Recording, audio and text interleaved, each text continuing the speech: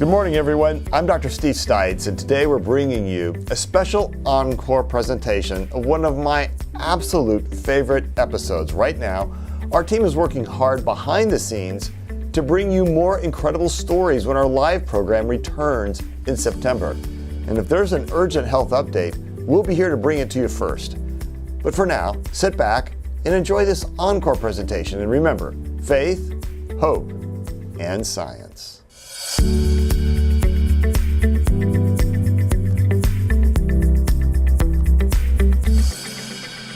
Hey, good morning. I'm Dr. Steve Stites, Chief Medical Officer at the University of Kansas Health System and Executive Vice Chancellor at the University of Kansas Medical Center. I haven't taken a breath, now I will. Welcome back to Open Mics with Dr. Stites. Today we're hearing the story of what it's like to wake up in a hospital, unsure of why you're even there.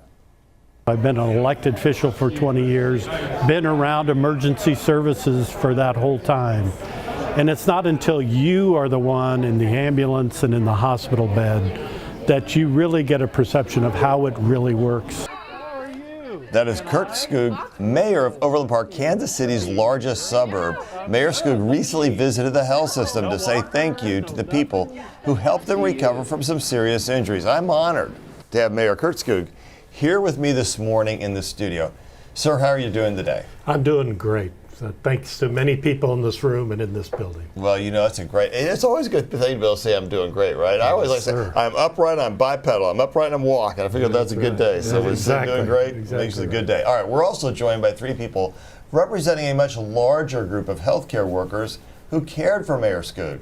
Dr. Robert Winfield is a trauma surgeon and the division director of acute care surgery at the health system. Robin Pashos is a nurse manager leading the nursing unit on Unit 51, our trauma unit. And Dr. Brandon Carlson is a spine surgeon who does a lot of work in trauma as well. But before we talk to them, Janine Kiesling shows us a little of what Mayor Scoog went through. Overland Park Mayor Kurt Scoog is grateful to be walking again after a serious car accident on August 24th left him with a broken spine. My next memory is waking up in the trauma unit here. Scoog was driving north on I-35 just before noon when, for reasons still unknown, he veered off the highway at Cambridge Circle and crashed into a ditch. He has no memory of the accident and learned details later from first responders. I was speaking gibberish when he pulled me out of the vehicle. Though he suffered no external injuries, Scoog had severe spinal fractures, requiring 2 surgeries at the University of Kansas Health System. The procedures, performed the Friday before and the Tuesday after Labor Day, set him on the path to recovery. Well, it's scary when you break your spine. There was always the concern that maybe I'd be in a chair. After 2 weeks in the hospital and months of rehabilitation, Scoog is regaining strength through physical therapy. As he continues to work on himself, he felt compelled to take time out and thank those who helped him heal. I think the biggest surprise and what impressed me the most was the attitude of everybody that walked into my room. And I'm blessed with the care of all these people that I was able to walk out and stand here today. The reunion was not only a moment of gratitude, but also a rare opportunity for the emergency responders, surgeons, and hospital staff to see the full impact of their work. They don't necessarily see the patient either before their piece or after that piece. Everybody seemed to find joy in connecting with others involved in the process. Mayor Scoog, do you have any idea of the why around the crash happening? Well, we've been working with a neurologist to help me understand what it was. And so in the past few years, I've been having some bouts of deja vu is what my wife and I called it. And never had an situation where I was unconscious or unaware. But we were just tying things together, and that's the most likely this was a bigger incident of that. Okay, so when we say deja vu, that's like a small seizure of sorts. It's like a seizure where you lose your concentration. You sort of, it's kind of, we call it a petit mal seizure, where you sit there and you just sort of lose consciousness. You're awake, but you're really not functioning. Right, and I'd never had that incident around anybody. Okay. So I never thought that I was out of it. I just had some memories. And And that's how it happened. You know, my doctor, my regular doctor, she scolded me when I told her. She goes, "Why didn't you tell me about these?" Yeah. And I said, "I never thought anything about it." My wife, Amy, and I would talk about it afterwards.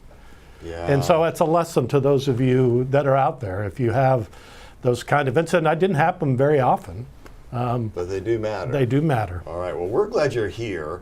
And what's the next memory? Is that when you were in the hospital? Yeah, I woke up, I came aware. I guess I was never unconscious. I became aware in the emergency room when they were asking me questions. And the first thing I remember is them asking my name and who they could contact. And I remember giving them my wife's mobile phone number. She was working on her shift at St. Luke's Hospital. So that's my first memory. All right. Well, you know, just for our listening audience out there, just remember that saying that you are having a moment of deja vu is not a reason to not listen to your spouse. Don't try and do that. They'll figure that out.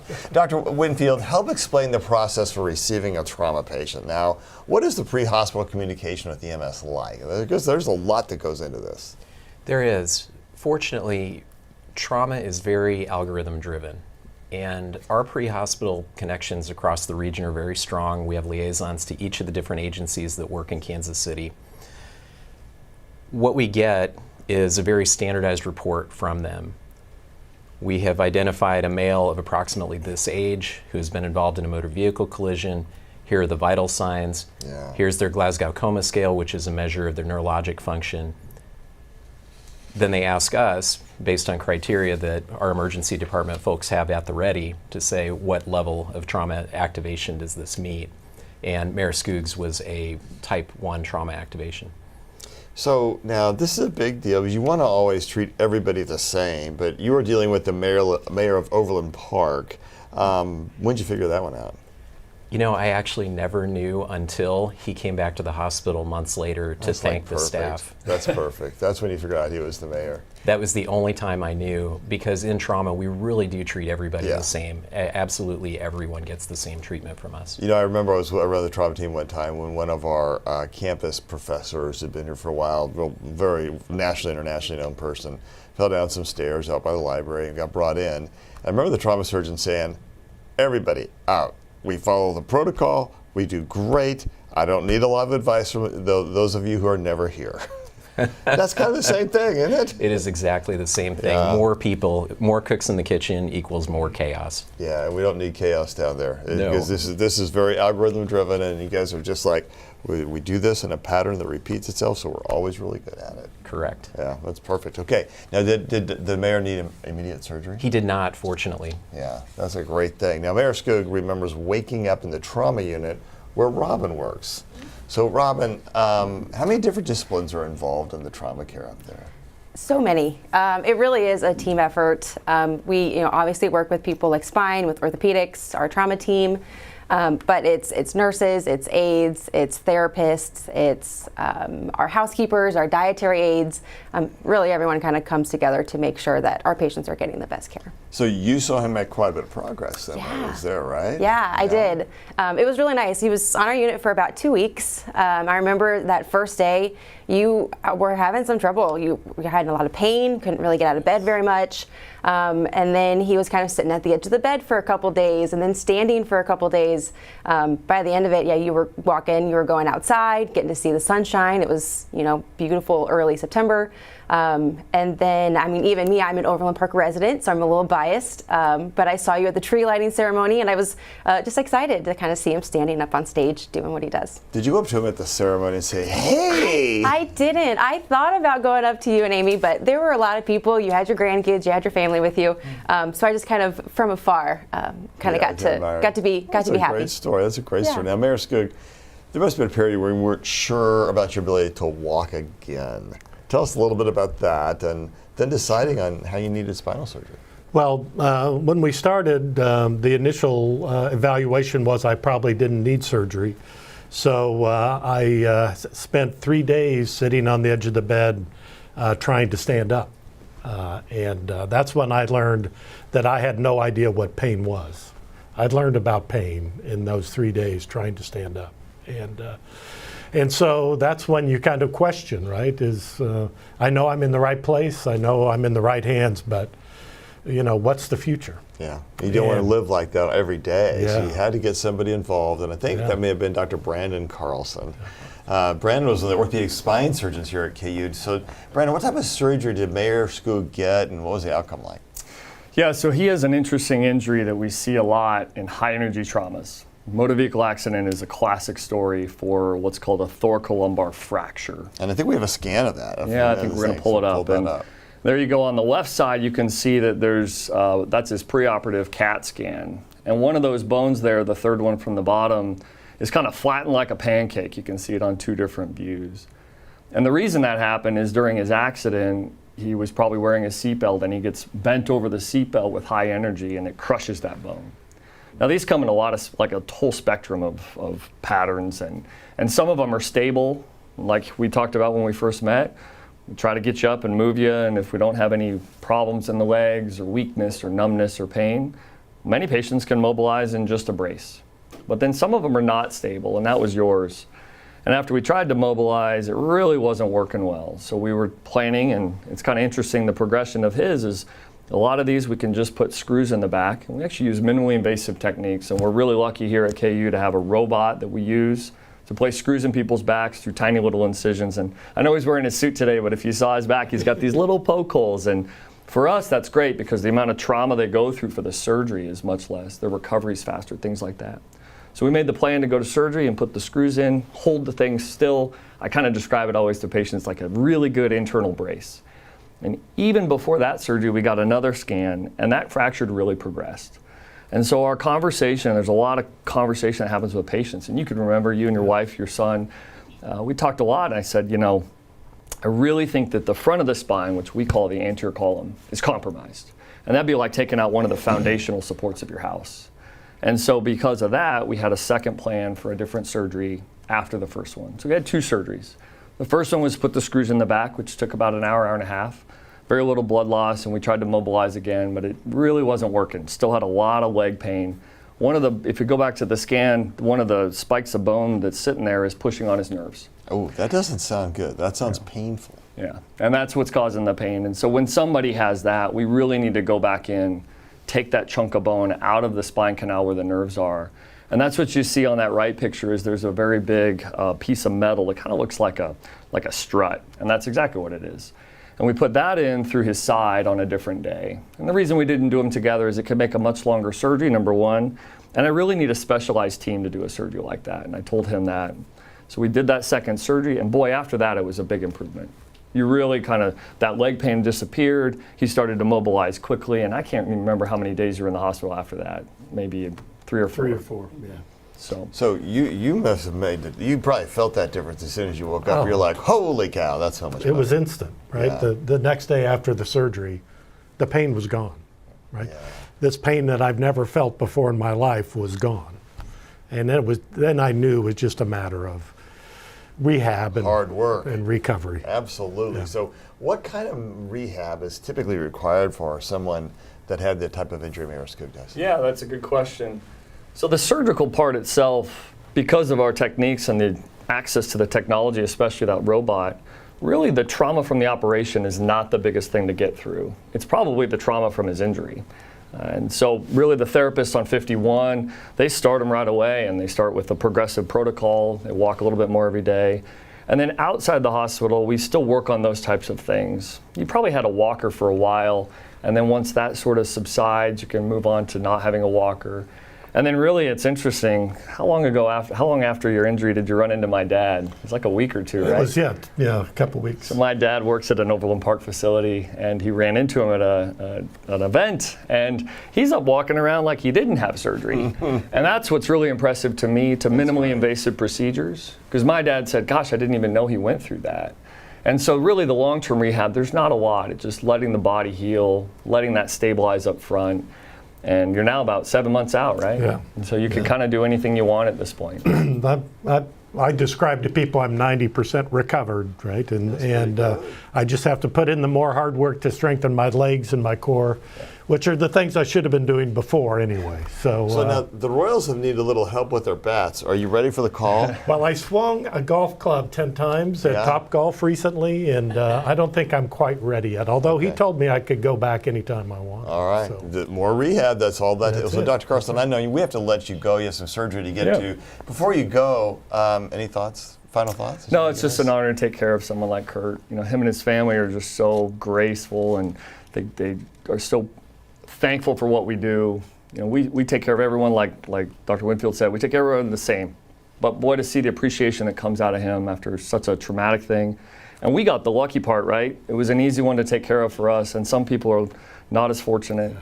But boy, he works hard, and his family's appreciative, and you see all the appreciation in this room, and it's just really, really fun. It gives us a lot of inspiration and keeps us going. So thanks so much. I really appreciate that. Thank you. Yeah, of course. All right, and thank you. And thanks so much. Good luck. And I guess, like I said, you have somebody to take care of again. So there you go. Appreciate it, Winston. Thank you, man. All right, now, Mayor Scoog, are you still doing some physical therapy out there?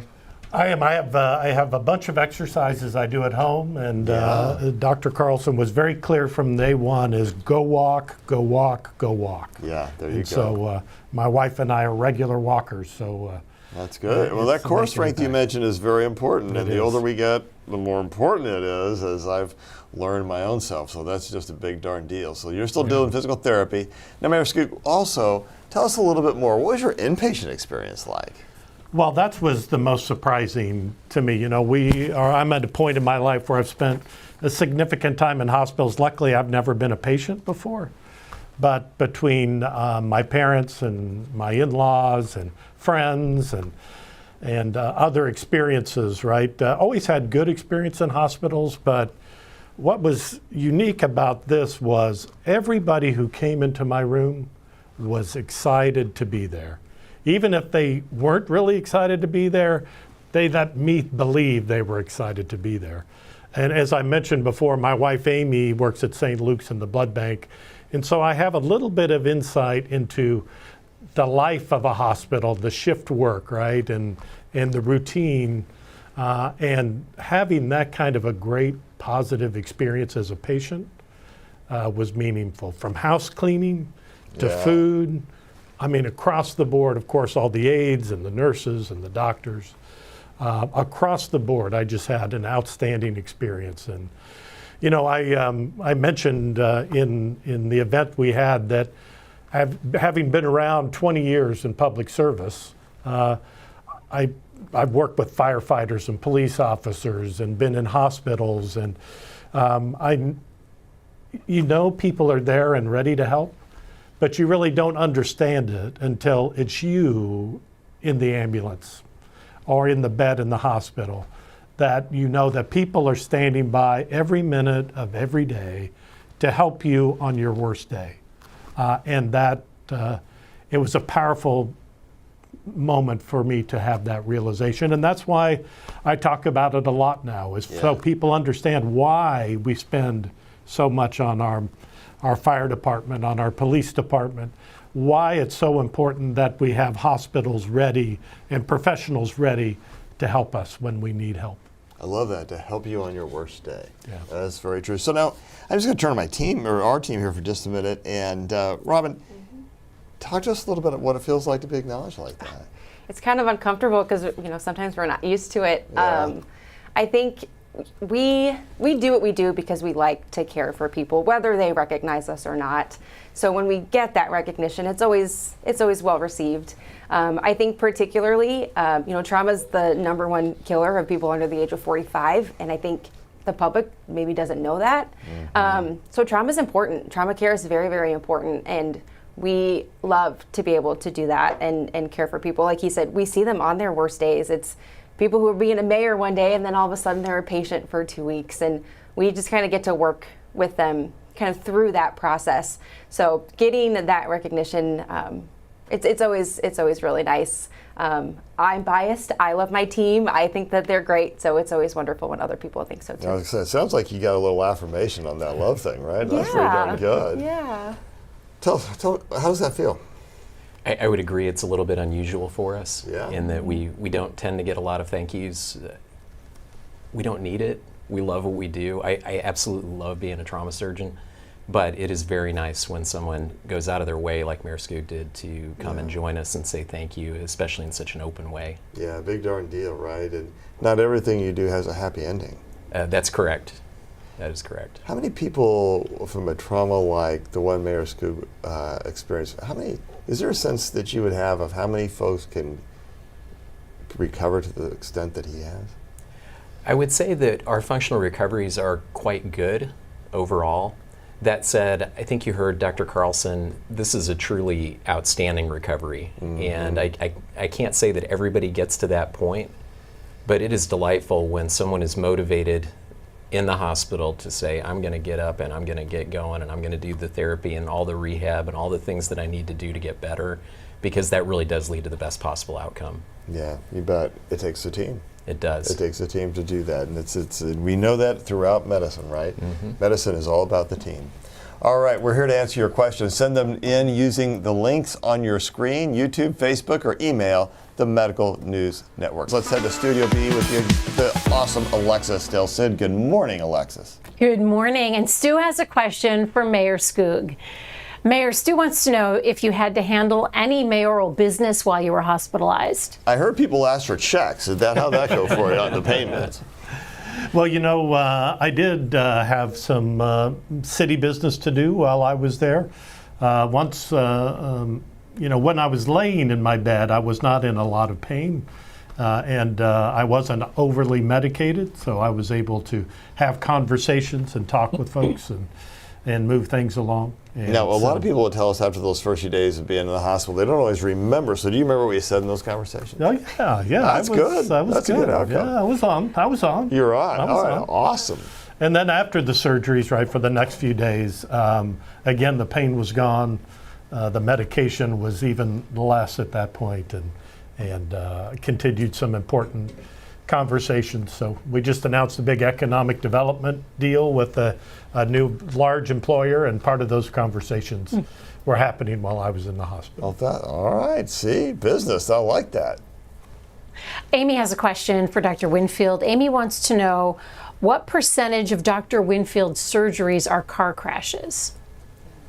Well, I would say that fortunately enough, most traumas do not require emergency surgery. And the statistics would point out that gravity is undefeated as a cause for trauma. So falls are our most common mechanism of trauma. But car crashes are number 2. And worldwide, road traffic injuries are the leading cause of death for people between the ages of 1 and 46 years of age. Again, fortunately, most of these folks are not requiring surgery when they arrive at the trauma center. However, they are a leading cause of mortality worldwide. Is it because of better technology, like airbags and more people wearing seatbelts?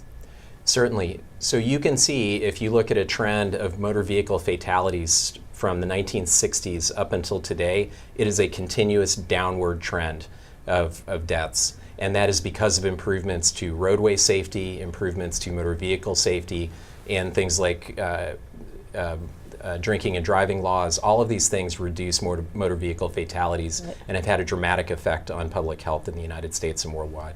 And just to say, the design of automobiles is so different than it was in the 60s. Today, they're just a box on wheels. And man, the way they design cars to behave in a crash now is pretty impressive. It's amazing, absolutely amazing. Really a remarkable change for the good of public health. Marie has a question about measles. She has a couple of questions. Okay. Marie writes, how afraid should we be of measles? How many people die every year from measles across America compared to this year? You know, Alexis, we're going to have this exact conversation with Dr. Greg Pullen next week, and he is an international expert in vaccination and knows a great deal about measles. I will tell you that no one should ever die of measles, because if you're vaccinated, that's not going to happen. And the problems we have right now are in unvaccinated patients. And it's hard to know how many die every year, because normally no one dies of measles when we had more vaccination. Now that we don't, you get below 85 or 90% of children being vaccinated, then the odds begin to rise. And so if you live in a community where there are fewer people vaccinated or fewer kids vaccinated, the likelihood does go up. If you live in a place where most people are vaccinated, the likelihood is almost zero. And the answer is vaccination works. All right, this has been a great discussion. And I am really, really appreciative of all of our guests here, especially Mayor Scoog, because, man, you're out here telling your story, and there's always just a little bit of a vulnerable moment, but it's great that you came, and we really appreciate that. Let's get final thoughts before we go. Robin, I'm going to start with you. Again, as an Overland Park resident, it was an honor. I didn't know he was the mayor until a couple days into it. But Overland Park is a place that's really special to me and my husband. We love downtown Overland Park. When we're having bad days, we go to Thompson Park. Like, that's just what we do. So it was just been a joy. And Amy, his wife, was wonderful. And we just really appreciate you appreciating us. Yeah, that's a good darn thing, right? Yeah. When you're up there trying. Wait, final thoughts to you, Dr. Winfield. I would just say that Mayor Scoog is a true success story. We are fortunate in that we see success stories here every single day. We would like not to see you in the trauma center. However, we stand here at the ready 24 hours a day, 7 days a week, 365 days a year, ready to treat folks who have been involved in, as Robin said, the worst day of their life. So we are delighted to be able to do that for folks, and again, really excited to see what a great outcome you've had. Mayor Scoog, final thought. Yeah, well, I'd just like to speak to everybody out there involved in the medical profession that it's not about me, it's about who I speak for all the patients who come through your hospital and through our medical systems here in the Kansas City region. We are so blessed to have people like you willing to serve our community.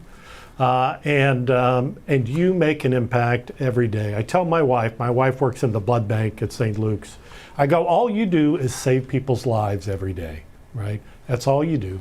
And it is so important. And so I just want everybody out there to know that you are appreciated, and that if you haven't heard thank you lately, let me be the one to thank you for everybody's lives you've touched. And I really appreciate the opportunity to be here with you. Thank you for how you cared for me and my family, but really just to be a voice for all the patients out there who you have helped. And so thank you for the opportunity to be here.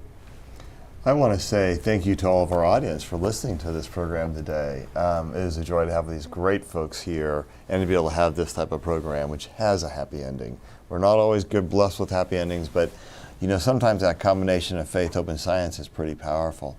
And people could deny the reality of it until it hits them, until they're the one.